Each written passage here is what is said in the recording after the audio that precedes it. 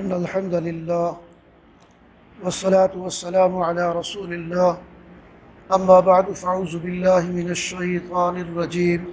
بسم الله الرحمن الرحيم طاسيم تلك آيات الكتاب المبين لعلك باخع نفسك ألا يكونوا مؤمنين صدق الله العظيم رب اشرح لي صدري ويسر لي أمري واحلل عقدة من لساني يفقهوا قولي اللهم علمني رشدي وأعص من شر نفسي اللهم ارحمنا بالقرآن العظيم واجعله لنا إماما ونورا وهدى ورحمة اللهم ذكرنا منه ما نسينا وعلمنا منه ما جهلنا وارزقنا تلاوته آناء الليل وعناء النهار واجعله لنا حجة يا رب العالمین۔ قابل صد احترام سامعین کرام، آج ہمارا یہ 15واں لیکچر ہے۔ اللہ رب العزت کے فضل و کرم، اس کی تائید اور نصرت کے ساتھ ہم سورہ شعراء سے اس کا آغاز کر رہے ہیں۔ سورہ شعراء میں مشرکین مکہ پر اتمام حجت کیا گیا ہے۔ اتمام حجت کا مطلب یہ ہے کہ ان پر حق واضح کر دیا گیا ہے۔ اب حق کو قبول نہ کرنا ان کی ہٹ درمی اور ضد کے سوا کچھ نہیں۔ ایسا نہیں ہے کہ کوئی بات ان سے مخفی ہے، چھپی ہوئی ہے۔ جناب محمد رسول اللہ صلی اللہ علیہ وسلم کی ولادت باسعادت مکہ میں ہوئی۔ آپ کا لڑکپن، بچپن، جوانی، زندگی کا ایک بڑا حصہ مکہ میں گزرا، اور پھر آپ صلی اللہ علیہ وسلم نے جب لوگوں کو ایمان کی دعوت دی تو پہلی وحی کا آغاز بھی مکہ ہی سے ہوا۔ یہ سارے حالات ان کے سامنے تھے، اور آپ کی پوری شخصیت اور آپ کی پوری زندگی اور آپ کا پورا طرز عمل مکہ والوں کے سامنے تھا۔ آپ صلی اللہ علیہ وسلم کو وہ ظہور نبوت سے پہلے بھی الصادق اور الامین کے القابات سے یاد کرتے تھے، لیکن جب آپ نے حق پیش کیا، جب ایمان کی دعوت دی، تو اس پر انہوں نے مختلف قسم کے اعتراضات اور پھر جو ہے وہ بہانے اور پھر مخالفت اور پھر ضد اور پھر انکار، یہ طرز عمل اختیار کیا۔ تو بہرحال ان پر اتمام حجت ہے جو اس سورہ مبارکہ میں کی گئی ہے۔ اور بھی کئی مقامات ہیں، لیکن اس پوری سورہ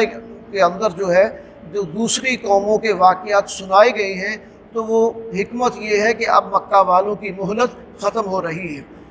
ورنہ اگر یہ ہدایت کو قبول نہ کریں گے تو پھر اللہ کی پکڑ میں آئیں گے۔ مزید یہ کہ اس سورہ مبارکہ بھی اور اس کے ابتدا میں ہی بہت اللہ تعالیٰ کی قدرت کی بے شمار نشانیاں ہیں، ان کا ذکر ہے، اور کم و بیش قرآن مجید میں اس سورہ مبارکہ میں ان فی ذلک لآیہ وما کان اکثرهم مؤمنین وان ربک لہو العزیز الرحیم، یہ الفاظ جو ہیں وہ تقریباً 8 بار آئے ہیں اسی ایک سورہ مبارکہ کے اندر، بار بار ریپیٹ ہوئے ہیں کہ اسی بڑے واقعہ کی طرف اشارہ کر کے کہا گیا ان فی ذلک لآیہ، یقیناً اس میں نشانی ہے، اور وما کان اکثرهم مؤمنین، اور ان کی اکثریت جو ہے وہ ایمان لانے والی نہیں، وان ربک لہو العزیز الرحیم، اور بے شک اے نبی صلی اللہ علیہ وسلم آپ کا رب بہت مہربان اور رحم کرنے والا ہے، زبردست ہے اور رحم کرنے والا ہے۔ نشانیاں موجود ہیں، ایمان نہیں لا رہے، مہلت جو دی جا رہی ہے تو یہ اللہ تعالیٰ کی شان رحیمی ہے کہ وہ انہیں معاف کر رہا ہے، ورنہ وہ چاہے تو انہیں فوراً پکڑ سکتا ہے اور سزا دے سکتا ہے، لیکن اللہ تعالیٰ چونکہ غفور الرحیم ہے اس لیے ان کو مہلت دے رہا۔ اب پہلے رکوع سے بات شروع ہو رہی ہے کہ پہلے رکوع میں مشرکین مکہ کی جو مجرمانہ روش ہے اس کا ذکر ہے۔ وہ اللہ کی کئی نشانیاں دیکھ چکے ہیں لیکن پھر بھی ایمان نہیں لا رہے، تو نبی اکرم صلی اللہ علیہ وسلم سے کہا جا رہا ہے آپ کی دلجوئی کے لیے کہ اگر اللہ چاہے تو ایک ایسا معجزہ دکھا دے جس کے سامنے یہ سارے بے بس اور مجبور ہو جائیں، ان کی گردنیں جھک جائیں، لیکن اللہ کو زبردستی کا اسلام قبول نہیں ہے، زبردستی کے اسلام کی کوئی ویلیو نہیں، اللہ ان کو زبردستی مسلمان نہیں کرنا چاہتا۔ اسلام کی قبولیت تو برضا و رغبت ہے، اپنی خوشی سے اور دل کی آبادگی کے ساتھ اسلام کو قبول کرو تو پھر ہے۔ تو اس لیے کہا گیا کہ اللہ وہ چاہے تو معجزہ دکھا سکتا ہے، لیکن اللہ تعالیٰ جبر کے ساتھ کسی کو ایمان کی طرف نہیں لاتا، بلکہ یہ بن دھوکے کے سودے ہیں، یعنی آپ غائب پر ایمان لائیں، یہی تو آپ کی جانچ اور پہچان ہے۔ پھر جس طرح اللہ تعالیٰ مردہ زمین کو زندہ کرتا ہے، اسی طرح مرنے کے بعد بھی دوبارہ زندہ کر دے گا، یہ بھی اللہ کی قدرت کی نشانیوں میں سے ہے۔ اور اس کے بھی واقعات کئی جو ہیں گزر چکے ہیں، کہ قوم بنی اسرائیل کے اندر جو ہے وہ ایک واقعہ گزر چکا ہے، اصحاب کہف کا ایک واقعہ گزر چکا ہے کہ اللہ نے مردہ کو زندہ کیا اور لوگوں نے اپنی آنکھوں سے دیکھ لیا۔ تو اللہ اس بات پر بھی قادر ہے، لیکن اللہ نے اس کے لیے بھی ایک وقت مقرر کیا، اور آخرت میں ایسے لوگ جو ضد کی وجہ سے اور ہٹ درمی کی وجہ سے اسلام قبول نہیں کرتے، اللہ کے عذاب کی پکڑ میں ہوں گے۔ رکوع نمبر 2 کے اندر حضرت موسیٰ علیہ السلام اور فرعون کے درمیان ایک مکالمہ ہے۔ اب یہ بھی اللہ کی نشانیوں میں سے ایک نشانی ہے، یعنی بڑا دلچسپ مکالمہ ہے۔ اللہ نے حضرت موسیٰ علیہ السلام اور حضرت ہارون علیہ السلام، حضرت موسیٰ کے بڑے بھائی تھے حضرت ہارون، ان کو حکم دیا کہ فرعون کے پاس جاؤ اور اسے اپنے رب پر ایمان لانے کی دعوت دو۔ فرعون نے موسیٰ کو طعنہ دیا کہ ہم نے تمہاری پرورش کی، تم ہمارے محل میں ہمارے گھر میں رہ کر پلے، اور تم تو احسان فراموش ہو معاذ اللہ کہ تم نے ہماری قوم کا ایک فرد جو ہے وہ قتل کر دیے۔ تو حضرت موسیٰ علیہ السلام نے کہا کہ دیکھو، قتل مجھ سے اس وقت ہوا جب مجھے اس بات کا اندازہ نہیں تھا، خطا سے ہوا، عملاً نہیں کیا، قتل خطا ارادتاً نہیں کیا، اس کا بھی آگے واقعہ آ جائے گا کہ وہ کیسے ہوا تھا قتل آپ سے، اور میں ابھی تلاش حق میں سرگرداں تھا۔ تو پھر اللہ تعالیٰ نے مجھ پر حق واضح کر دیا، مجھے جو ہے وہ اللہ تعالیٰ نے نبوت سے سرفراز فرمایا، میری خطاؤں سے درگزر فرمایا۔ مجھے تو کہہ رہا ہے کہ میں نے احسان فراموشی کی ہے، یا مجھ پر الزام لگا رہا ہے۔ تو خود تو دیکھ اپنا حال، اپنے گریبان میں جھانک، پوری بنی اسرائیل قوم کو تو نے غلام بنایا ہوا ہے۔ یعنی اگر مجھے ایک بنی اسرائیلی کو اپنے گھر میں پالا، وہ بھی اللہ نے اسباب پیدا کیے، ورنہ وہ تو قتل پہ تلا ہوا تھا۔ حضرت موسیٰ علیہ السلام کی پرورش یا جو ان کی گروتھ ہے وہ ہوئی ہے فرعون کے محل میں، تو یہ سارے اسباب اور حالات تو اللہ ہی نے پیدا کیے، وہ تو بنی اسرائیل کے بچے قتل کر رہا تھا۔ تو ایک مجھ پر جو ہے وہ احسان کر کے پوری قوم کو غلام بنایا ہوا تو نے، تجھ سے بڑا ظالم کون ہو سکتا؟ تو بہرحال حضرت موسیٰ علیہ السلام نے اس کو اللہ پر ایمان لانے کی دعوت دی، لیکن فرعون کے پاس جب اس بات کا کوئی جواب نہ ہوا نا کہ دیکھو رب میرا بھی اللہ ہے، رب تمہارا بھی اللہ ہے، تمہارے پہلے اور جو گزرے ان کا بھی رب اللہ ہے، تو اب اس کے پاس اس کا جواب تو کوئی نہیں تھا۔ اس نے فوراً پیترا بدلا اور بات کو بدلا، اور پھر جو ہے وہ حضرت موسیٰ علیہ السلام سے اس نے کہا، فرعون نے مطلب دھمکی دی کہ تم اگر باز نہ آئے ہماری مخالفت سے اور ہمارے بتوں کی جو بھی پرستش وہ کر رہے ہیں اس سے، اور ہمارے اقتدار کے خلاف جو بھی وہ باتیں کر رہے ہیں اس سے، تو پھر ہم تمہیں قید میں ڈال دیں گے اور تمہیں جو ہے وہ سخت صورتحال کا سامنا کرنا پڑے گا۔ تو حضرت موسیٰ علیہ السلام نے اللہ سے دعا کی مدد کے لیے، اللہ تعالیٰ نے موسیٰ علیہ السلام کو 2 معجزات عطا کیے۔ موسیٰ علیہ السلام نے اپنا ہاتھ ید بیضا جب اس کے سامنے کیا تو وہ روشن ہاتھ بن گیا، اور جیسے ہی آپ نے اپنی لاٹھی کو ڈالا تو وہ ایک اژدہا بن گیا۔ اب یہ دونوں نشانیاں دیکھ کر وہ مبہوت ہو گیا، اس پر ایک خوف کی کیفیت طاری ہو گئی، اور اس نے اپنا دربار برخاست کر دیا، اور موسیٰ علیہ السلام کے خلاف کوئی اس نے اقدام نہیں کیا۔ اچھا، اس کے بعد پھر اس نے کیا گیا اگلے رکوع میں، رکوع نمبر 3 کے اندر اس بات کی وضاحت ہے۔ اس نے اپنے طور پہ سوچا کہ موسیٰ جو کچھ پیش کر رہا ہے، یہ جو کچھ دکھایا ہے، یہ تو جادوگری لگتی ہے، لہذا اس نے اپنے ملک کے طول و عرض سے بڑے بڑے ماہر جادوگروں کا اکٹھا کیا، اور اکٹھا کر کے موسیٰ علیہ السلام کے سامنے مقابلے کے لیے کھڑا کر دیا۔ موسیٰ علیہ السلام نے جادوگروں کو کہا کہ تم میرے مقابلے کے لیے آئے ہو، ٹھیک ہے، جو تم کرتب چلنا چاہتے ہو، جو تم دکھانا چاہتے ہو چلو۔ انہوں نے پہلے اپنا داؤ چلا، اور انہوں نے جو ان کے ہاتھ میں تسبیحاں یا لاٹھیاں تھیں وہ ڈالی، تو وہ چلتے پھرتے سانپ، چھوٹے موٹے وہ کیڑے، اس طرح کے وہ نظر آنے لگے، چلتی پھرتی چیزیں نظر آنے لگیں۔ ادھر سے اللہ رب العزت کی تائید کے ساتھ موسیٰ علیہ السلام نے جب اپنا عصا پھینکا تو وہ ایک دم بڑا اژدہا بن گیا، اور وہ ان سب کو نگل گیا۔ اب وہ جادوگر جو تھے وہ فوراً جان گئے کہ جو ہم نے دکھایا تھا وہ جادوگر تھا، جو موسیٰ نے دکھایا ہے یہ جادو نہیں ہے، یہ معجزہ ہے، اور موسیٰ اللہ کا نبی ہے۔ لہذا وہ فوراً موسیٰ علیہ السلام کے سامنے سجدے میں گر گئے اور انہوں نے موسیٰ علیہ السلام پر ایمان لے آئے اور انہوں نے جو ہے وہ اسلام قبول کر لیا۔ اب یہ بات جو ہے وہ فرعون کو بڑی گراں گزری۔ فرعون نے کہا کہ میں اب تم سب کو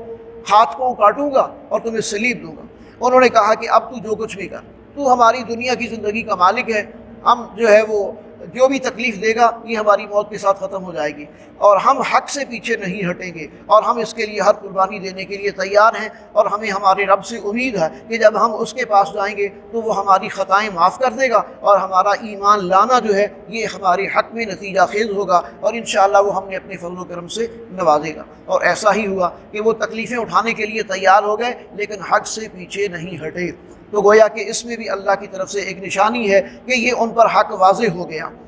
اس کے بعد پھر دیکھیے چوتھا رکوع جو ہے، اس میں عجیب صورتحال پیدا ہوتی۔ اللہ تعالیٰ نے اصل میں موسیٰ علیہ السلام کو قوم بنی اسرائیل کے لیے نجات دہندہ کے طور پر جو ہے وہ مبعوث کیا تھا۔ بنی اسرائیل فرعون کی غلامی میں ایک عرصے سے پستے چلے آ رہے تھے، ظلم و ستم کا شکار تھے۔ اللہ تعالیٰ نے موسیٰ کو حکم دیا کہ آپ رات کے پچھلے پہر اپنی قوم بنی اسرائیل کو لے کر مصر سے نکلو، ان کو اس کی غلامی سے نجات دلاؤ۔ اور یہ تدبیر بھی اللہ ہی نے سکھائی۔ اور یہ گھروں میں کام کاج کرنے والے جو لوگ ہوتے ہیں نا، یہ طبقہ، ان کا بھی اپنا نیٹ ورک ایک ہوتا ہے، اور انہوں نے سب کو میسج کنوے کر دیا آپس میں۔ بنی اسرائیل کے جتنے لوگ بھی فرعون کے اور قبطیوں کے ہاں کام کرنے والے تھے، ان سب کو ایک میسج کنوے کر دیا کہ موسیٰ علیہ السلام جو اس وقت ہماری قوم کا لیڈر ہے، اس کی طرف سے ہمیں یہ پیغام ملا ہے کہ ہم نے صبح سورج نکلنے سے پہلے مصر کو چھوڑنا ہے اور یہاں سے نکلنا ہے۔ لہذا سب کے سب نکل گئے۔ اب دن کو جب سورج طلوع ہوا تو یہ جو فرعونی تھے، انہوں نے دیکھا کہ ان کے ہاں کام کرنے والا، ان کی ملازمت کرنے والا، ان کی خدمت کرنے والا کوئی نہ ملازم نہ کوئی خادمہ، کوئی بھی نہیں آیا۔ تو آپ کو پتہ یہ بڑے گھروں والے جو ہوتے ہیں نا، ان کے گھروں کا سارا نظام ہی ان کے سر پہ چل رہا ہوتا ہے، اور ان کی بالکل جو ہے وہ گھر کی خواتین بھی بیکار ہو چکی ہوتی ہیں کام کاج کرنے سے، اور وہ خود بھی جو ہے وہ کوئی ہاتھ ہلانے کے عادی نہیں رہتے۔ تو لہذا سارا گھروں کا کام اور باقی جو ہے وہ سارا تلپٹ ہو گیا۔ ان کو فکر ہوئی، ایک دوسرے کے ساتھ رابطہ کیا، بھئی آپ کے گھر وہ آئے ہیں کام کرنے والے؟ جی نہیں آئے۔ اچھا آپ کے آئے؟ نہیں آئے۔ ادھر ادھر وہ سبھی چلے گئے۔ کہاں چلے گئے؟ وہ لگتا ہے موسیٰ لے کے چلا گیا۔ اب جو ہے وہ فرعون کو خبر ملی کہ موسیٰ علیہ السلام اپنے سارے ساتھیوں کو لے کر مصر سے نکل رہا ہے۔ اس نے اپنا سارا لاؤ لشکر اکٹھا کیا اور اس نے تعاقب شروع کر دیا۔ اب اس نے جب تعاقب شروع کیا تو وہ تعاقب کرتے کرتے وہ ان کے قریب پہنچ گیا۔ اچھا، خدا کا کرنا یہ ہے کہ ایک طرف سے دریا سامنے آ گیا، پیچھے سے فرعون کا لشکر بھی نظر آ رہا ہے، اور قوم بنی اسرائیل اب درمیان میں آ گئی۔ اب وہ موسیٰ علیہ السلام سے کہنے لگے، موسیٰ مارے گئے، اب تو مارے گئے، اب بچنے کا کوئی امکان نہیں ہے۔ اب وہاں انسان کا اللہ پر اعتماد اور توکل اور یقین جو ہے وہ پتہ چلتا ہے کہ جو اللہ کو ماننے والے، جو اللہ کے بندے، اب خاص طور پہ اللہ کے نبیوں کا ایمان کس لیول کا ہوتا ہے، یعنی بظاہر راستے بند ہیں، بچنے کا کوئی امکان نہیں، آگے سمندر، پیچھے فرعون کا لشکر۔ تو حضرت موسیٰ علیہ السلام نے کہا، ان معی ربی سیہدین، میرے ساتھ میرا رب ہے اور وہ راستہ نکالے گا۔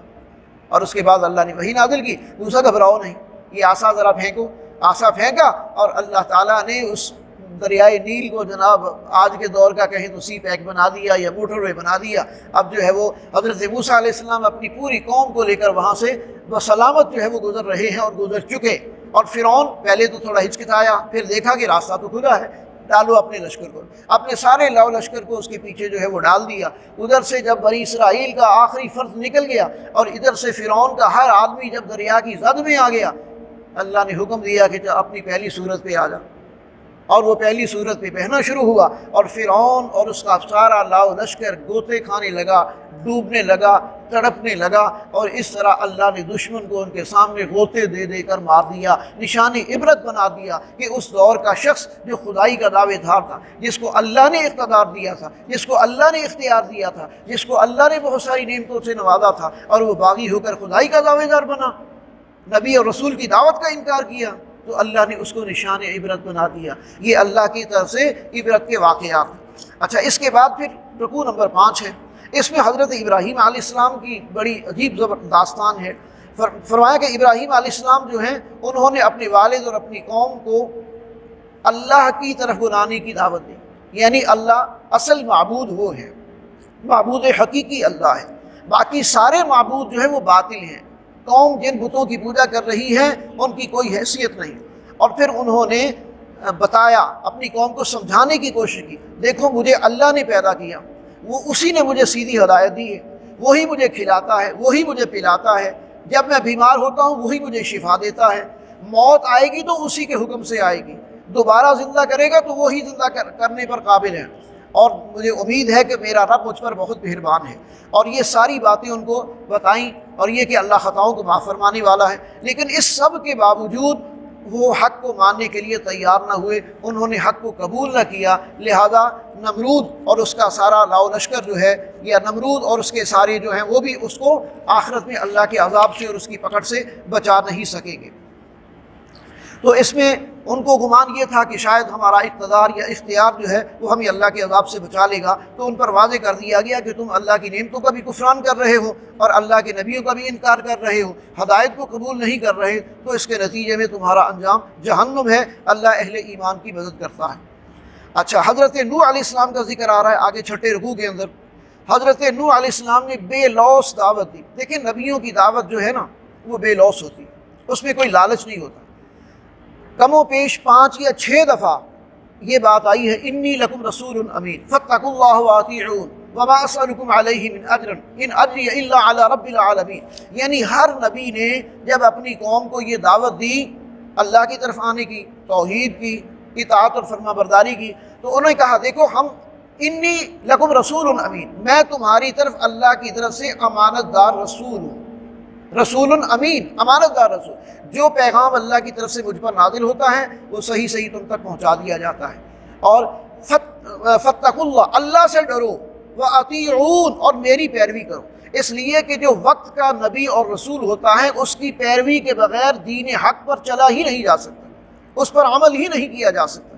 تو ہر نبی یہی کہہ رہا ہے کہ فاتقوا اللہ، اللہ سے ڈرو، واطیعون، اور میری پیروی کرو۔ یعنی اگر اللہ کی بندگی کرنی ہے، اللہ کی عبادت کرنی ہے، اللہ کے احکامات پر عمل کرنا ہے تو یہ نبی کے طریقے پر چل کر ہی ہو سکتا ہے۔ وما اسألکم علیہ من اجر، اور دیکھو میں اس پر تم سے کوئی بھی اجر نہیں مانگ رہا، کوئی مزدوری نہیں مانگ رہا کہ میں یہ کام کر رہا ہوں تو مجھے اس کا کوئی نہ کوئی صلہ ملنا چاہیے، مجھے اس کا کوئی اضافی پیکج ملنا چاہیے، یہ میں تم سے کچھ نہیں مانگ رہا، میرا اجر اللہ کے ذمے ہے، اللہ دے گا۔ لیکن ہوا کیا کہ وہی نوح علیہ السلام کی قوم کے لوگ، ایک تو قوم کے جو سردار ہوتی ہے نا ان کا مزاج بڑا بگڑا ہوا ہوتا ہے، وہ آرام سے بات سننے کے لیے تیار نہیں ہوتے، اور اگر کبھی تیار بھی ہو جائیں تو پھر وہ چاہتے ہی ہیں کہ ان کو پورا پروٹوکول ملے، اور اگر کوئی غریب مسلمان، کوئی کم درجے کا مالی حیثیت سے مسلمان وہ اگر وہاں موجود ہے تو وہ آ کے مطالبہ کرتے ہیں پہلے ان کو اٹھاؤ، یہ جو کم تر درجے کے لوگ ہیں دنیاوی اعتبار سے، مالی اعتبار سے تمہارے ساتھی، ہم ان کے برابر بیٹھ کے بات نہیں کریں گے۔ مکہ کے سردار بھی اللہ کے رسول کو یہی کہتے تھے۔ یہ بلال بیٹھے ہوئے ہیں، یہ ابو ہریرہ بیٹھے ہوئے ہیں، یہ جو ہے وہ زید ہیں، یہ سارے ان کے اوپر یا تو یہ غلام ہیں اور یا یہ ہے کہ فقیر ہیں، تو ہم ان کے برابر بیٹھ کر تو آپ کی بات نہیں سنیں گے، ہمیں کوئی جو ہے وہ اسپیشل پروٹوکول ملنا چاہیے اور ہمیں جو ہے وہ عزت ملنی چاہیے۔ تو حضرت نوح علیہ السلام نے کہا کہ دیکھو میرے نزدیک ان پیشوں کی اور اس مالی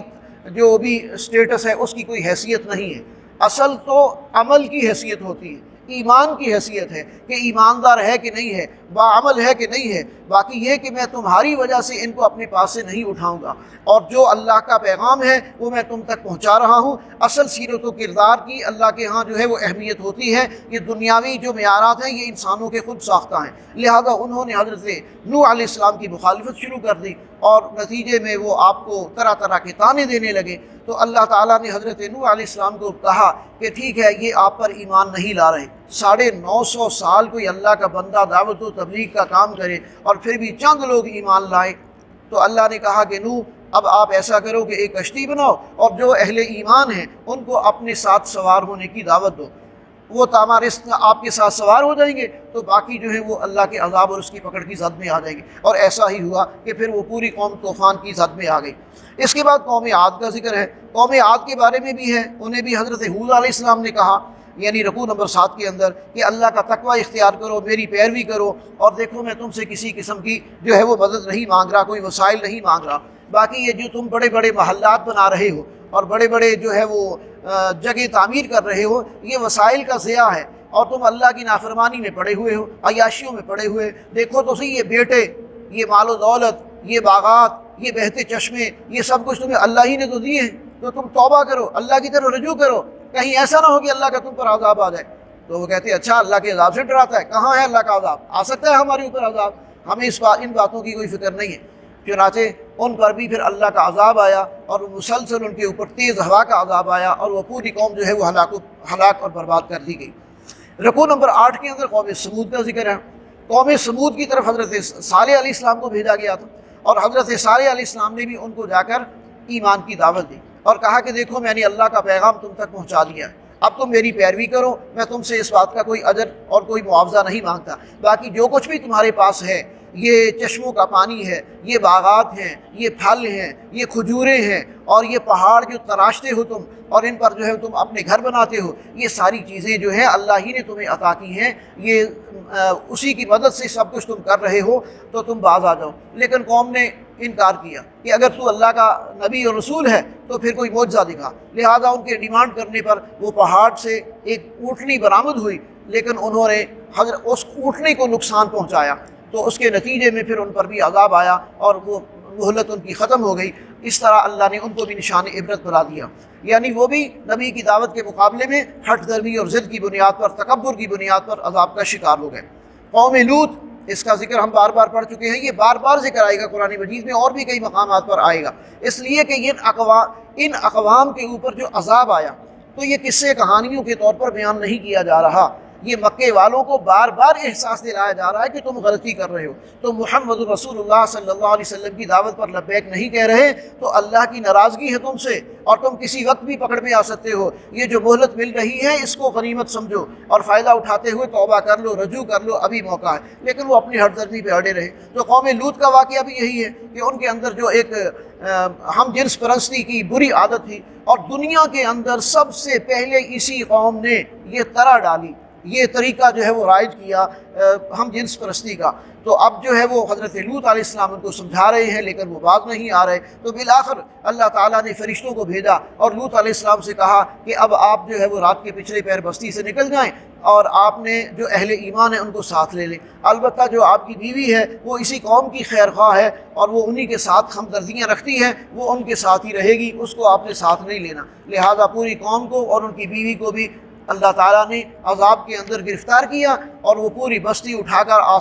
آسمان سے زمین کی طرف پٹکی گئی، اور اس کے اوپر پھر پتھروں کی بارش ہوئی، اور اس طرح انہیں نشان عبرت بنا دیا گیا۔ آگے قوم شعیب کا ذکر ہے۔ قوم شعیب کے اندر جو سب سے بڑا مرض تھا وہ ناپ تول میں کمی بیشی۔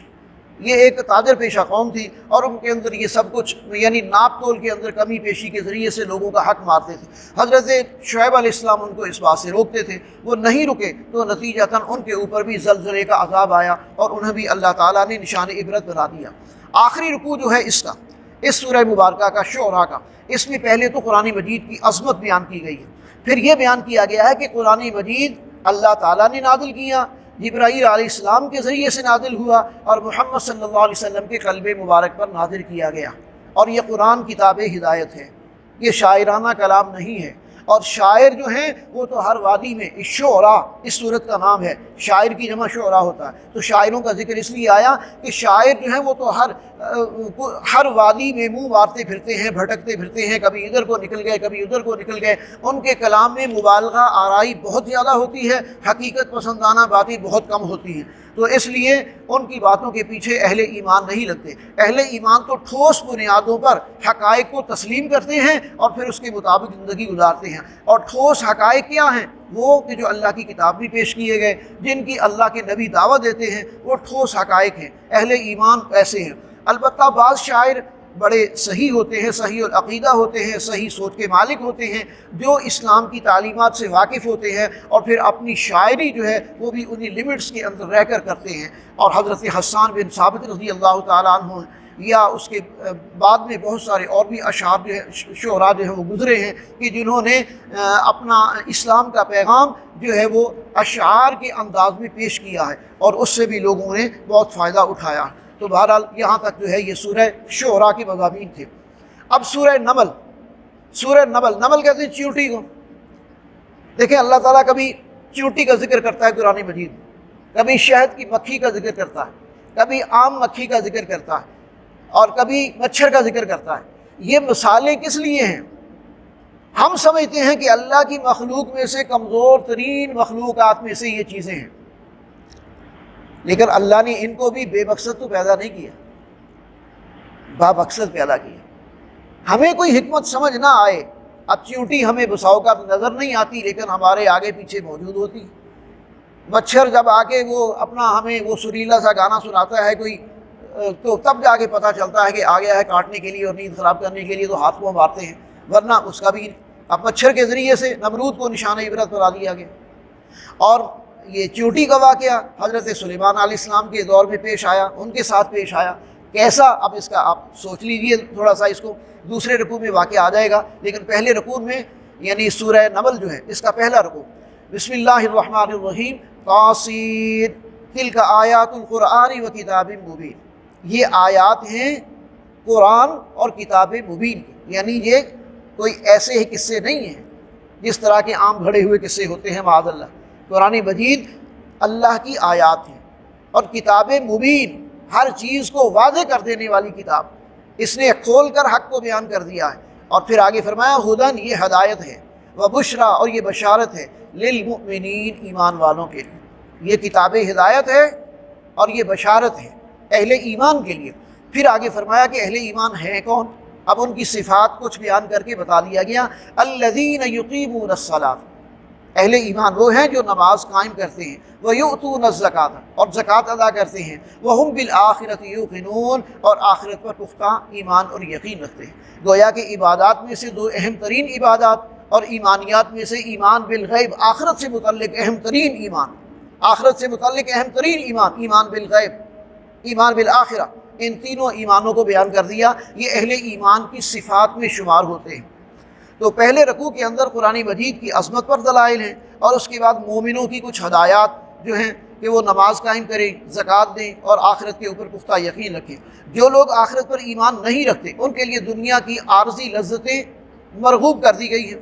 اور وہ اسی کے اندر جو ہے وہ کھبے ہوئے ہیں۔ روز قیامت ان کے لیے بدترین عذاب ہوگا۔ اب اس کے بعد پھر موسیٰ علیہ السلام کا ایک مختصر ذکر آیا ہے کہ جب موسیٰ علیہ السلام جو ہے وہ مدین سے مصر آ رہے تھے تو اللہ نے ان پر وحی نازل کی اور واضح نشانیاں ان کو دی، اور قوم فرعون کے پاس ان کو بھیجا کہ وہ فرعون کو جا کر اپنی نشانیاں اور معجزات دکھائے اور انہیں ایمان لانے کی دعوت دے، اس لیے کہ وہ باغی ہو چکا ہے اور سرکش ہو چکا ہے۔ اب اس کے بعد جو دوسرا رکوع ہے اس کے اندر حضرت سلیمان علیہ السلام کا ذکر ہے کہ اللہ تعالیٰ نے ان پر بڑا فضل کیا تھا۔ فضل کس انداز میں؟ ایک تو جیسی بادشاہت اللہ نے سلیمان علیہ السلام کو دی ویسی بادشاہت نہ پہلے نہ بعد میں آج تک کبھی کسی انسان کو رہی بھی۔ پھر یہ کہ ان کا حکم جو ہے وہ مطلب انسان تو ان کے ماتحت تھے ہی، جنات بھی ان کا حکم مانتے تھے،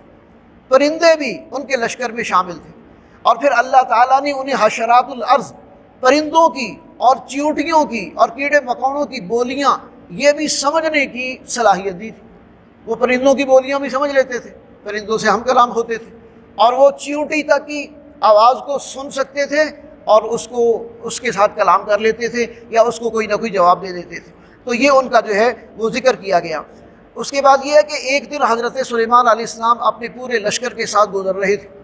اور وہ ایک ایسی جگہ سے گزر رہے تھے جہاں چیونٹیوں کی بہت ساری بلیں تھیں، سوراخ تھے، اسے وادی النمل کہا گیا ہے، قرآن نے وادی النمل، چیونٹیوں کی وادی، ویلی، چیونٹیوں کی ویلی، وادی تھی جس میں وہ ہر طرف پھیلی ہوئی تھی، بکھری ہوئی تھی، جس طرح اپنے بلوں کے ساتھ ساتھ ہوتی ہیں، سوراخوں کے ساتھ ساتھ ہوتی ہیں۔ تو اچانک جو ہے وہ ایک چیونٹی اس کی نظر پڑی کہ سلیمان علیہ السلام اپنے لاؤ لشکر کے ساتھ آ رہے ہیں، تو اس نے اپنی ہم جنس مخلوق کو کہا، یا ایھا النمل ادخلوا مساکنکم لا یحطمنکم سلیمان وجنودہ وہم لا یشعرون،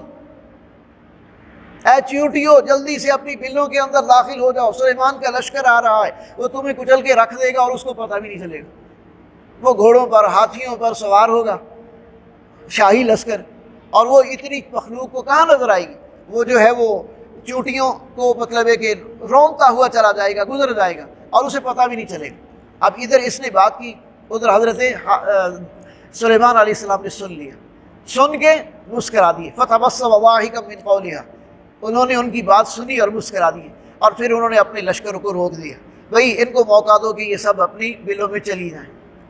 اللہ کی مخلوق ہے، آگے تھوڑی دیر کے لیے رک جاؤ، اپنی بلوں میں چلی جائیں۔ اور اس کے بعد پھر وہ ساری کی ساری چیونٹیاں جو ہے وہ اپنی بلوں میں چلی گئیں، پھر اس کے بعد جو ہے وہ لشکر آگے چلا۔ اچھا، جب وہ انہوں نے جا کے آگے پڑاؤ دیا تو ایک نظر ڈالی اپنے سارے لاؤ لشکر پر، دیکھا تو اس میں ہدہد ایک پرندہ ہوتا ہے وہ نظر نہیں آیا۔ تو اس سے پوچھا کہ بھئی ہدہد کہاں ہے؟ ابھی اس کے بارے میں پوچھ ہی رہے تھے کہ وہ آ گیا۔ اور حضرت سلیمان علیہ السلام تھوڑا ناراضگی کا بھی اظہار کر رہے تھے کہ اگر اس نے کوئی جینون مطلب ہے کہ کاز پیش نہ کی اور انہوں نے کوئی ریزن نہ پیش کی تو میں اس کو سزا دوں گا اور ہو سکتا ہے میں اس کو ذبح کر دوں۔ ابھی یہ تاثر دے ہی رہے تھے کہ کہاں گیا، بغیر اجازت کے کہاں چلا گیا۔ تو وہ آ گیا، اس نے آ کے کہا کہ جناب میں تھوڑا سا سائڈ پر نکلا تھا یمن کی طرف، اور میں نے وہاں دیکھا ہے کہ ایک قوم ہے، قوم سبا، اور اس کے اوپر ایک خاتون ہے ملکہ، وہ ان کی بادشاہ ہے، اور وہ قوم سورج کو اپنا معبود سمجھتی ہے، دیوتا سمجھتی ہے، اور اس کی پوجا کر رہی ہے۔ تو میں یہ معلومات آپ کے لیے لے کر آیا۔ اب حضرت سلیمان علیہ السلام نے کہا کہ اچھا ایسی بات ہے، تو جاؤ پھر میری طرف سے ایک پیغام لے کر جاؤ، میرا اس تک پہنچا دو۔ اب اپنا خط جو ہے وہ انہوں نے لکھ کے ہدہد کو ہی دیا، پرندے کو دیا۔ وہ گیا اور بادشاہ کے سارے پروٹوکول جو بھی ہوتے ہیں، ملکہ کہتے ہیں کہ اپنے کمرے میں جو اس کا پرائیویٹ روم ہے اس میں وہ آرام فرما رہی تھی، اپنے کمرے میں موجود تھی۔ ہدہد پرندہ کہاں کہاں سے ہوتا ہوا وہاں تک پہنچا، اور روشن دان سے وہ اندر، جو پہلے دور میں روشن دان رکھے جاتے تھے، وہاں سے وہ اندر ہو کے اس نے خط پھینکا اور چلا گیا۔ اب وہ ایک تو مطلب ساری سیکیورٹی کو کراس کر کے وہاں تک پہنچنا یہ بڑا ایشو تھا، دوسرا وہ اچانک چونک گئی کہ یہاں تک میرے پرائیویٹ روم تک کوئی جو لیٹر آیا ہے تو یہ ضرور کوئی معمولی نہیں ہے۔ اس نے اٹھایا تو پہلا ہی اس کے اوپر لکھا ہوا تھا انہ من سلیمان و انہ بسم اللہ الرحمن الرحیم، یہ سلیمان کی طرف سے ہے، اور سلیمان اپنا ہر کام جو ہے وہ اللہ کے نام سے شروع کرتا ہے جو بہت مہربان اور نہایت رحم کرنے والا ہے، اور یہ کہ میں اللہ کا نبی ہوں، لہذا تو جو ہے وہ مجھ پر ایمان لے آ، میری اطاعت اور فرما برداری اختیار کر اور وہاں یہاں چلی آ۔ اب یہ انہیں جو کہا، اور یہ سورج اور چاند ستاروں کی پوجا چھوڑ۔ اب جب یہ ہوا تو جناب ملکہ نے کیا کیا، پریشان تو ہوئی، اس نے فوراً اپنے درباریوں کا اجلاس بلایا۔ اب یہ تیسرے رکوع کے اندر اس نے فوراً اپنے عمائدین کا، جو بھی بڑے بڑے اس کے ساتھی تھے، ان کا اجلاس بلایا اور مشورہ کیا کہ بھئی یہ ایک بڑا معزز خط میرے پاس آیا ہے اور اس میں یہ پیغام ہے۔ تو وہ جس طرح کرتے ہوتے ہیں جو دائیں بائیں کے مشیر لوگ ہوتے ہیں، وہ جی ہم بڑے طاقتور لوگ ہیں، ہم جنگ کرنے کے لیے تیار ہیں، بس آپ کا حکم کے انتظار چاہیے، ہم یہ کر دیں گے وہ کر دیں۔ انہوں نے کہا بات سنو، عقل کی بات، ان الملوک اذا دخلوا قرية افسدوها وجعلوا اعزة اهلها اذلة، کوئی عقل کی بات کرو۔ یہ بادشاہ لوگ جب کسی بستی میں داخل ہوتے ہیں نا تو بستیوں کو تباہ و برباد کر دیتے ہیں، اور وہ وہاں کے جو باعزت لوگ ہوتے ہیں ان کو ذلیل کرتے ہیں۔ اور تمہارا کیا جائے گا؟ تمہارا تو ماسٹر صرف چینج ہوگا نا، پہلے ملکہ ہے پھر کوئی اور بادشاہ آ جائے گا، اصل تو جن کی عزت ہے خوار تو وہ ہوں گے، جی ذلیل و رسوا تو ان کو کیا جائے گا۔ تو کہنے لگی کہ نہیں، میں ایک آزمائش کے لیے ایک آزمائش کا طریقہ اختیار کرتی ہوں۔ لہذا اس نے کچھ بڑے بڑے جو تشتریاں یا کہہ لیں پلیٹیں، بڑی بڑی تھال جسے کہہ لیں، برتن جسے سندھی میں تھاں کہتے ہیں، یہ تیار کیے، اور اس میں ہیرے جواہرات اور قیمتی موتی اور یہ رکھے، اور کہا کہ یہ سلیمان کے پاس لے کر جاؤ، اگر تو وہ دنیا دار قسم کا بادشاہ ہوا تو یہ قیمتی تحفے قبول کر لے گا اور مخالفت چھوڑ دے گا اور کوئی دوبارہ ہمارے خلاف بات نہیں کرے گا، اور اگر واقعتاً وہ کوئی مختلف ہوا تو پھر ہمیں سوچنا پڑے گا۔ لہذا وہ بادشاہ کی طرف سے، ملکہ کی طرف سے ایک پورا وفد جو ہے وہ تحائف لے کر حضرت سلیمان علیہ السلام کے دربار میں پہنچا۔ حضرت سلیمان علیہ السلام نے اس کے سارے طوائف بغیر دیکھے واپس کر دیے، اور کہا کہ اسے کہو کہ اگر اسلام قبول کرتی ہے تو ٹھیک، ورنہ ہم آ رہے ہیں۔ اب اس کے بعد جو ہے وہ انہوں نے جانے کیا، ارادہ کر لیا، اور وہاں جو ہے وہ پہنچے۔ تو بہرحال وہ ملکہ جو تھی، وہ جب پتہ چل گیا حضرت سلیمان علیہ السلام کو، اللہ کے نبی تھے، جب پتہ چلا کہ ملکہ نے ارادہ کر لیا ہے ہمارے پاس آنے کا اور اسلام قبول کرنے کا، تو آپ نے پھر اپنے ساتھیوں سے مشورہ کیا کہ کون ہے کہ اس کے پہنچنے سے پہلے اس کا تخت جو ہے وہ میرے پاس لے آئے، تاکہ میں اس کو رسیو کر کے اسی کے تخت پر بٹھاؤں، میں اس کی عزت کروں گا۔ اب یہ ہوتا ہے باعزت لوگوں کا، شرفاء کا کہ وہ قوم کے سرداروں کی عزت کرتے ہیں۔ تو اب اس پر جو ہے کسی نے کچھ کہا، کسی نے کچھ کہا۔ ایک شخص نے کہا جسے اللہ نے علم دیا تھا، اس نے کہا کہ آپ مجھے اجازت دیں تو میں پلک جھپکنے میں ملکہ بلقیس کا جو تخت ہے وہ آپ کے سامنے حاضر کر دوں گا۔ چنانچہ ایسا ہی ہوا، وہ ادھر سے چل پڑی حضرت سلیمان کے پاس آنے کے لیے۔ ادھر سے اس شخص نے اپنے علم کی قوت سے، جو بھی اللہ نے اس کو عطا کی تھی معجزانہ قوت، اس نے پلک جھپکنے سے بس یوں سے یوں ہوا اور تخت جو ہے وہ سامنے موجود تھا، اور وہ حضرت سلیمان نے اپنے پاس رکھا ہوا تھا۔ اور ملکہ آئی تو آگے اب حضرت سلیمان علیہ السلام کا جو محل تھا وہ بھی عجیب تھا، شیشے کا بنا ہوا تھا، اور وہ آگے بیٹھے تھے۔ اب ملکہ کو ادھر سے گزر کے آنا تھا، تو ملکہ جب آئی تو اس شیشے کا فرش اور اس کے نیچے سے پانی، وہ پہچان نہ سکی کہ یہ پانی ہے، یہ شیشہ ہے۔ اس نے اپنے ٹخنوں سے کپڑا اوپر اٹھایا، تو پھر اسے بتایا گیا کہ نہیں یہ فرش ہے، پانی نہیں ہے۔ پھر اس کے بعد جب وہ پہنچی تو اسے پوچھا کہ بتاؤ یہ تخت جو ہے تمہارا ہے، ایسا ہی ہے؟ تو کہتا کانہو، لگتا تو وہی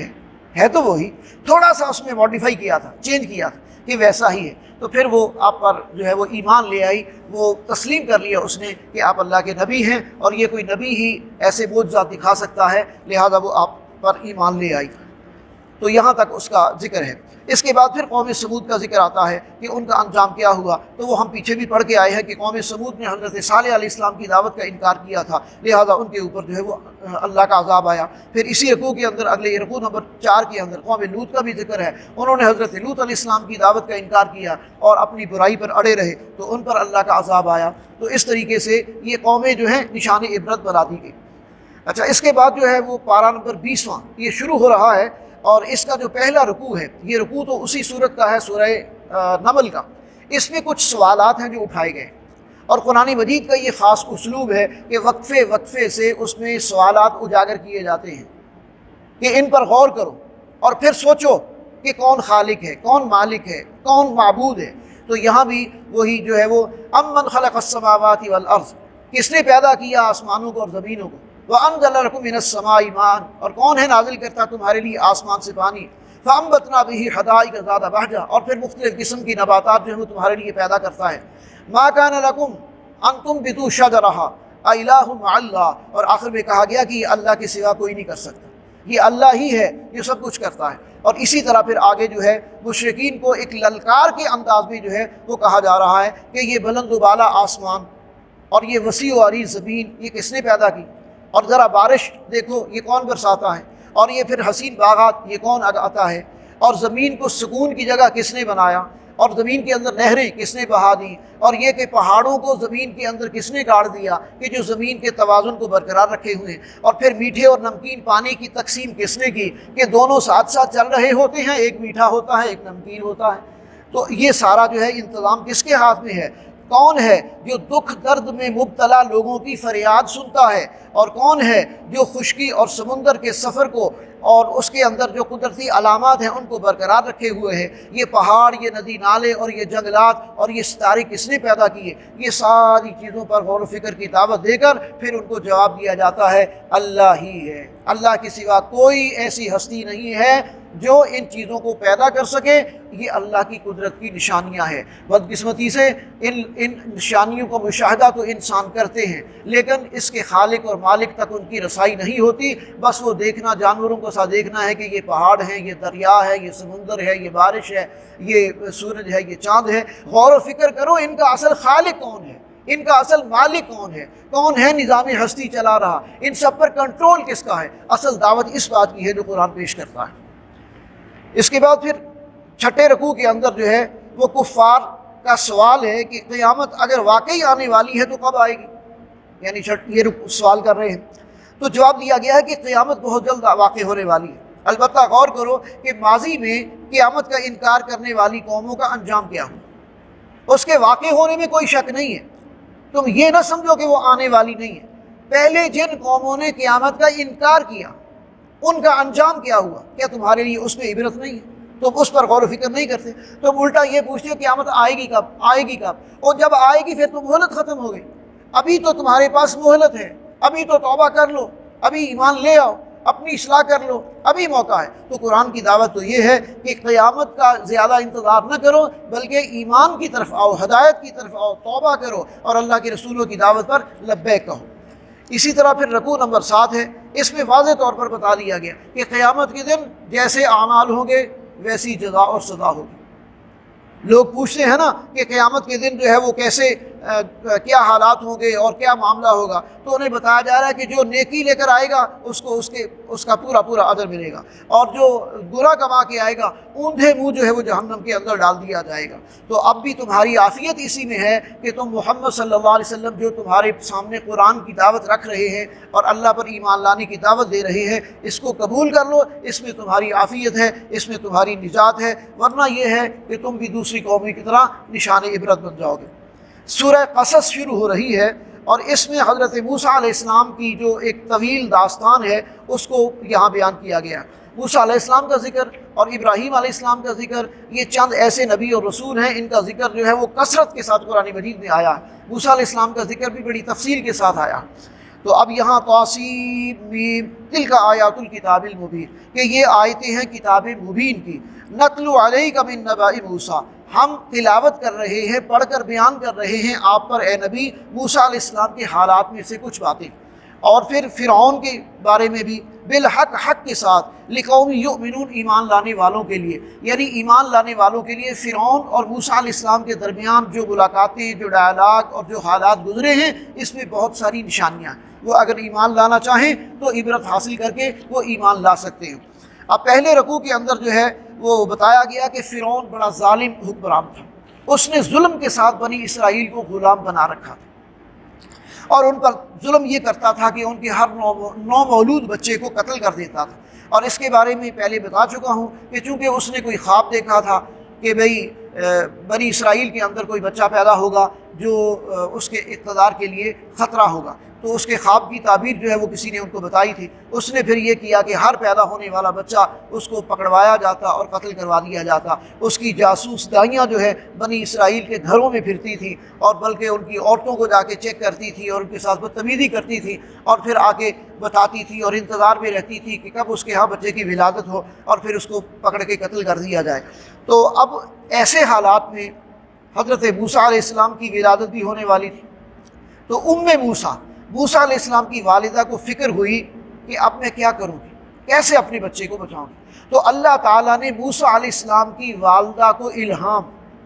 جس طرح نیک بندوں کو الہام ہوتا ہے نا، وہ بھی وحی کی ایک قسم ہے، اسے وحی نہیں کہہ سکتے، لیکن اللہ تعالیٰ کی طرف سے ایک بات دل میں ڈال دینا۔ اللہ تعالیٰ نے موسیٰ علیہ السلام کی والدہ کو الہام کیا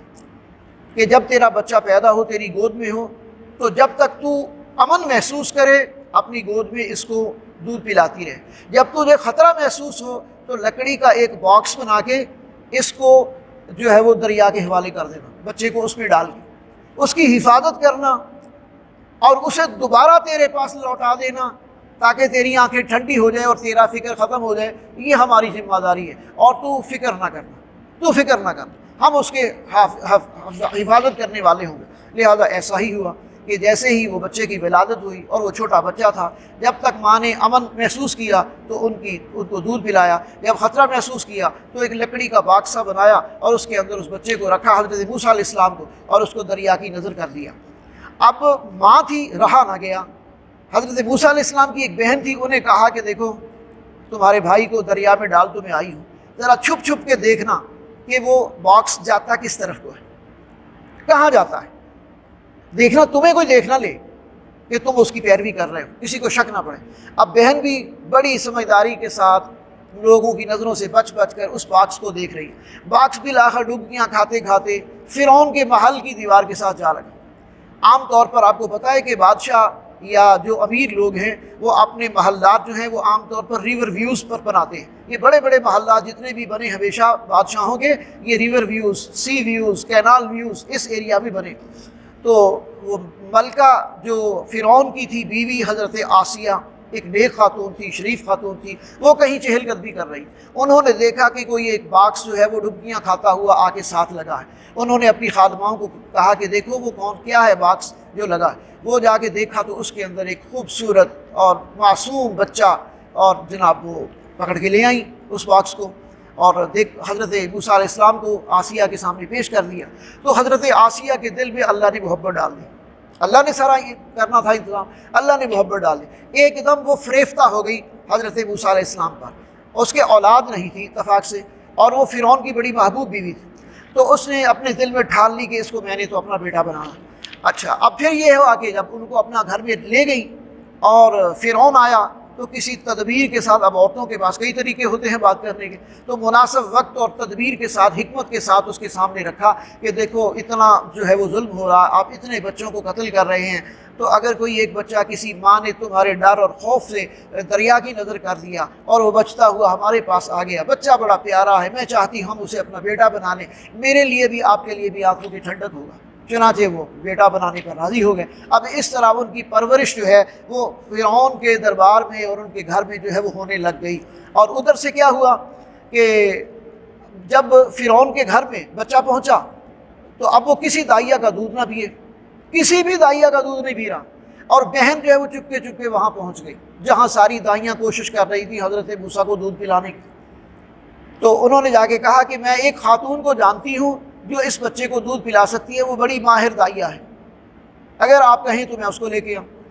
فوراً وہ تو چاہتی تھی کہ کوئی ایسی دائیا ہمیں ملے یا کوئی ایسی دودھ پلانے والی ملے جو بچے کو گود لے لے۔ چنانچہ وہ حضرت موسیٰ علیہ السلام کی بہن آئی اور جا کے ماں کو کہا کہ میں اجازت لے کے آئی ہوں، آپ جلدی کریں۔ جلدی سے گئی، ماں نے جا کے جیسے ہی موسیٰ علیہ السلام کو اٹھایا سینے سے لگایا تو خاموش ہو گئے اور ماں کا دودھ پینا شروع کر دیا۔ اب وسائل سارے کیا تھے؟ فرعون کے، اور ماں دودھ پلا رہی تھی اور جو ہے وہ پرورش پا رہے تھے۔ اس کے بعد پھر ان کا لڑکپن بھی وہی گزرا اور پھر آنا جانا جو ہے وہ لگا رہا۔ پھر یہ آگے ایک واقعہ آتا ہے کہ جب وہ جوان ہو گئے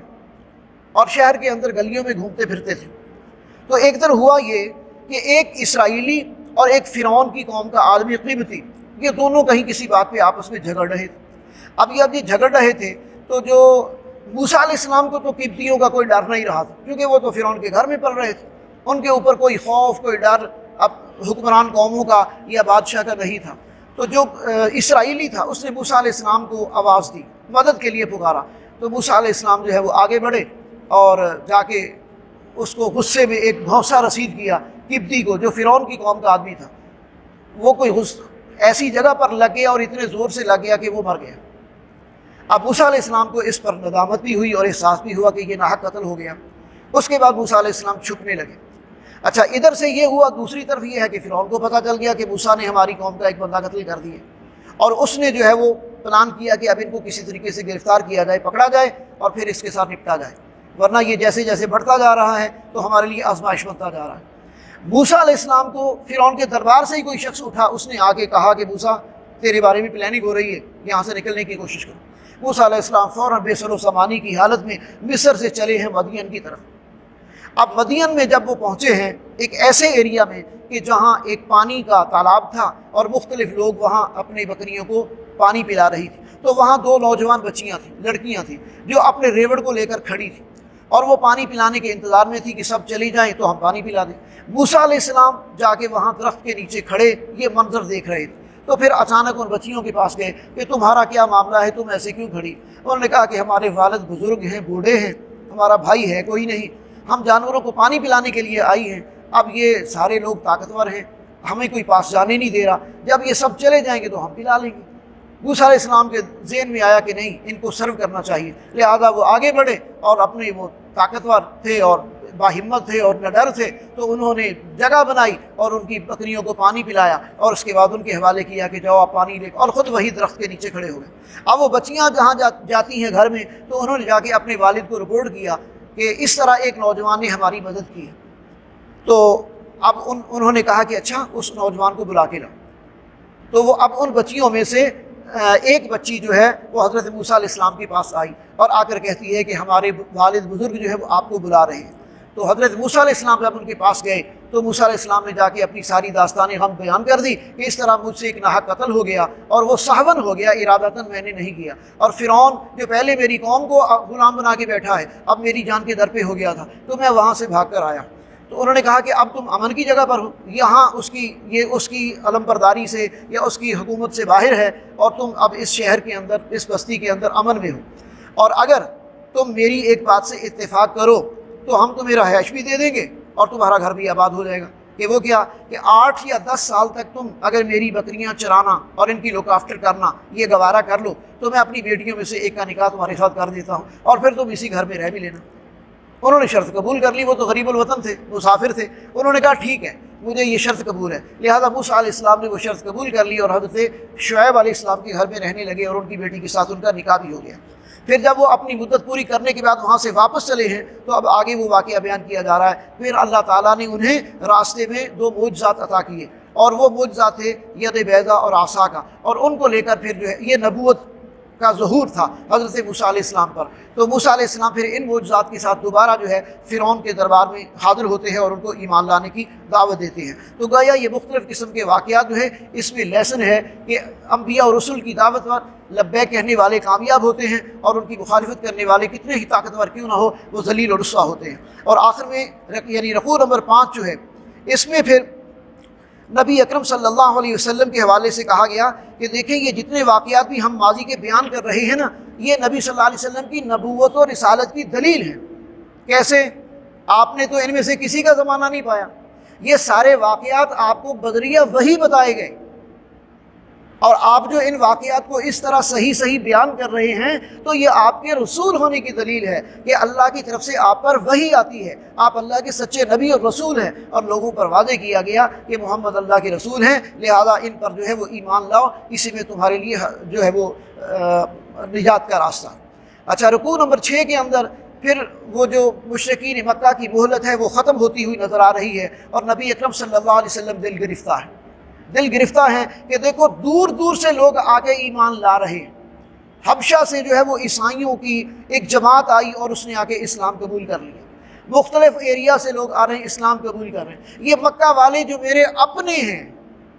جن کے سامنے جو ہے آپ نے ساری زندگی گزاری ہے، یہ آپ صلی اللہ علیہ وسلم کی دعوت پر ایمان نہیں لا رہے، تو اس کے نتیجے میں وہ عذاب کا شکار ہوں گے، اللہ کی ناراضگی کا شکار ہوں گے، اور یہ سمجھتے ہیں کہ شاید اسلام قبول کرنے سے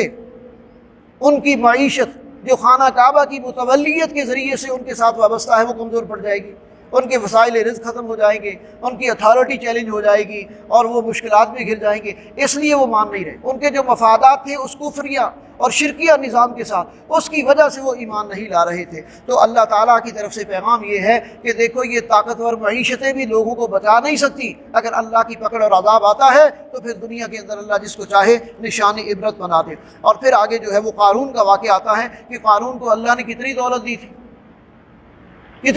تھی اور وہ دولت اس کے لیے گمراہی کا ذریعہ بن گئی۔ اس کو جب لوگ کہتے کہ بھئی تو اللہ کا شکر ادا کر کے اللہ نے تجھے نوازا، کہتا نہیں یہ تو میری محنت اور میری صلاحیتوں اور میرے علم کا نتیجہ ہے، میری پلاننگ کا نتیجہ ہے کہ یہ سب کچھ مجھے حاصل ہوا، یہ تو میں تکبر کر رہا تھا اور ایمان نہیں لا رہا، مان نہیں رہا تھا۔ تو بالآخر اس کا تکبر، بلکہ اس نے ایک اور خبیث حرکت کی تھی، اس کے بعد حضرت موسیٰ علیہ السلام نے اس کے بارے میں بد دعا کی۔ اس نے خبیث حرکت یہ کی تھی کہ اس نے کسی ایک بد کردار عورت کو حضرت موسیٰ علیہ السلام پر بکنے کے لیے کہا کہ تو حضرت موسیٰ علیہ السلام کے اوپر الزام لگا دے معاذ اللہ۔ اب حضرت موسیٰ علیہ السلام پر یہ سرمایہ دار لوگ اس طرح کے ہتھ کنڈے استعمال کرتے ہیں لوگوں کو اپنے راستے سے ہٹانے کے لیے، ان کی کردار کشی کرتے ہیں تاکہ لوگ ان کی طرف سے ہٹ جائیں اور ان کی بات کا انکار کر دیں۔ تو اس پر جو ہے حضرت موسیٰ علیہ السلام نے پھر اس کے لیے بد دعا کی، تو پھر یہ نتیجہ ہوا کہ اللہ تعالیٰ نے اس کو اس کے سارے اسباب اور وسائل سمیت زمین کے اندر دھنسا دیا اور نشان عبرت بنا دیا کہ فرعون کو اس کا اقتدار نہیں بچا سکا اور نمرود کو اس کا خزانہ نہیں بچا سکا، اور یہ سب لوگ جو ہے وہ نشان عبرت بن گئے۔ اور آخری رکوع کے اندر پھر جو ہے وہ ایمان لانے کی دعوت دی جا رہی ہے کہ دیکھو جو شخص بھی ایمان لے آئے گا بچے گا وہی۔ قارون کو اس کا خزانہ نہیں بچا سکا، فرعون کو اس کا اقتدار نہیں بچا سکا، پہلی قوموں کو ان کی طاقت نہیں بچا سکی، جو بھی طاقتیں دی تھی یہ ساری اللہ ہی کی عطا کردہ تھی۔ تو اب جو شخص بھی کوئی نیکی کا کام کر کے آئے گا تو اس کو تو اس کا پورا اجر ملے گا اور اس کو اس کا پورا بدلہ دیا جائے گا، اور جو برائی کمائے گا اس کو اس کا وہی بدلہ ملے گا۔ نبی اکرم صلی اللہ علیہ وسلم کو بشارت دی گئی ہے کہ جس رب تعالیٰ نے آپ پر قرآن حکیم لوگوں تک پہنچانے کی بھاری ذمہ داری ڈالی ہے وہ آپ صلی اللہ علیہ وسلم کو ضرور کامیابی کے اعلیٰ منازل تک پہنچائے گا، اور آپ کے ذمے قرآن مجید کو پہنچا دینا ہے، اس کے پیغام کو پہنچا دینا ہے۔ ہدایت اللہ کے اختیار میں، اللہ جسے چاہے گا ہدایت نصیب ہوگی، آپ اپنی ذمہ داری پوری کرتی چلے جائیں۔ چنانچہ آپ صلی اللہ علیہ وسلم کو نبوت و رسالت اپنے خاص فضل سے عطا فرمائی، اس کے شکر کا تقاضا یہ ہے کہ آپ اسی کے ہو کر رہیں اور کافروں کے ساتھ کوئی سمجھوتا نہ کریں، کافروں کے کسی چال میں نہ آئیں، ان کے ساتھ کوئی کمپرومائز نہ کریں۔ بالآخر حق جو ہے وہ غالب آ کر رہے گا اور باطل مٹ کر رہے گا، اور اللہ تعالیٰ کی مدد اہل حق کے ساتھ ہوتی ہے۔ اللہ تبارک و تعالیٰ ہمیں حق کو سمجھنے اور قبول کرنے کی توفیق عطا فرمائے اور اپنی کوتاہیوں کی اصلاح کی توفیق دے۔ وآخر دعواہم الحمد للہ رب العالمین۔